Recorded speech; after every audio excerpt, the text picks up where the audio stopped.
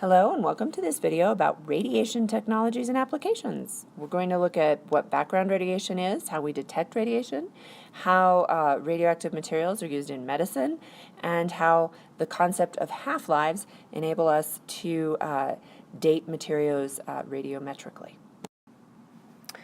Background radiation is just radiation that we are being constantly exposed to. This pie graph shows sources of background radiation received on average by a person living in the United States. Most of the radiation that originates inside of our bodies here is from potassium-40, and we usually consume that in our food. Most X-ray exposure is from medical X-rays. You can see that a huge portion is from radon. But overall, the background radiation is mainly emitted by radioactive isotopes that are found in Earth's rocks, soils, and atmosphere, with the exception of X-rays that are from medical procedures. So how can we detect radiation? A Geiger counter is a very useful instrument that can help us detect how much radiation may be in a particular area.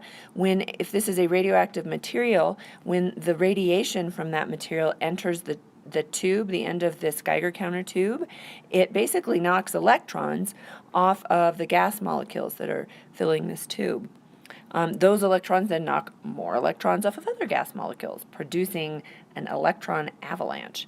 There's a positive wire attached at this end.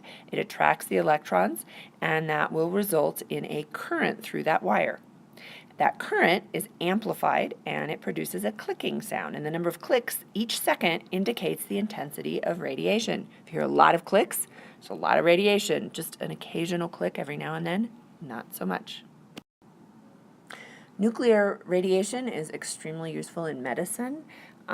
Tracers are radioactive isotopes that are used to locate molecules in an organism. Doctors use tracers to follow where particular molecules go in the human body and to study how organs function.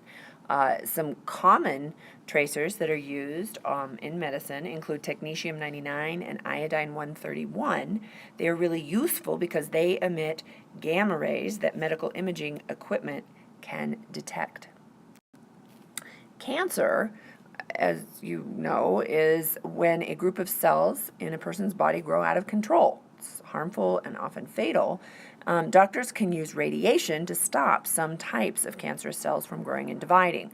Remember that radiation can ionize nearby atoms, and if a source of radiation is placed near cancer cells, atoms in those cells can be ionized. And if those ionized atoms are in a critical molecule, like a DNA or an RNA molecule, then the molecule may no longer function properly, and the cell could stop growing and die. Keep in mind that non-cancerous cells can also be damaged, so doctors work very hard to focus the radiation on just the cancer cells as much as possible. So let's take a look at what half-life is. Half-life is the amount of time it takes for half of the nuclei in a sample of an isotope to decay. The radioactive nucleus is called the parent nucleus. The nucleus left after the isotope decays is called the daughter nucleus. You can see in this little chart here that here we have all parent nuclei in our sample. After one half-life, right here, we have half of the original parent nuclei remaining. After two half-lives, we will have 1/4 of the original parent nuclei remaining. Half-life varies widely for different materials. You can see all the way from polonium-214 has less than 1/1000th of a second half-life. And here uranium-238 has 4.5 billion years for a half-life. And radioactive material varies greatly from one material to the next on what the half-life is.